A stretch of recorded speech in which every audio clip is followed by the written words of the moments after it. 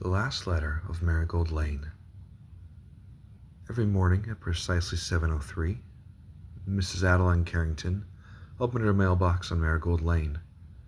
She hadn't received a letter in years, but she believed in rituals.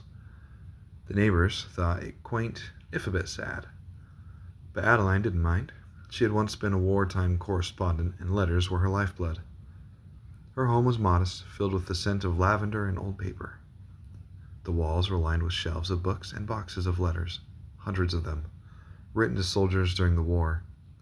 She never met most of the recipients, but she remembered their names, their stories, the way they signed off with hope or weariness. One foggy morning, a letter finally arrived.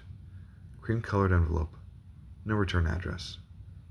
Inside was a single sheet, handwritten in a looping, elegant script. To the woman who once wrote me hope when I had none. Adeline's hands trembled. She had written hundreds of letters to soldiers, never expecting replies. She read on. I was Private James Whitmore. Your words kept me alive in a place where time forgot us. I never knew your face, but I knew your kindness. I have lived a quiet life, and now, nearing its end, I wanted to say thank you. There was no signature, just a pressed violet tucked inside. Adeline sat on her porch for hours, the letter in her lap, the violet in her palm.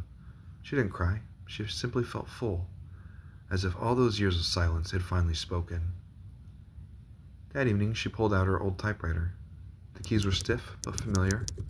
She began writing again, not to anyone in particular, just letters filled with hope, tucked into library books, left on cafe tables, slipped into coat pockets at the market.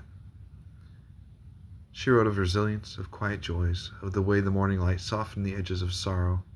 She wrote as if someone was listening, even if they weren't. Weeks passed. Then one morning she found a violet on her doorstep. No note, just a flower, fresh and deliberate. It happened again, and again. The neighbors began to notice. Someone asked if she had a secret admirer. Others simply smiled and said nothing. But Adeline knew. Her words were finding their way, not through the mail, but through the hearts of strangers. And so, every morning at 7:03, she opened her mailbox, not to check for letters, but to remind herself that kindness, once sent into the world, always finds its way back.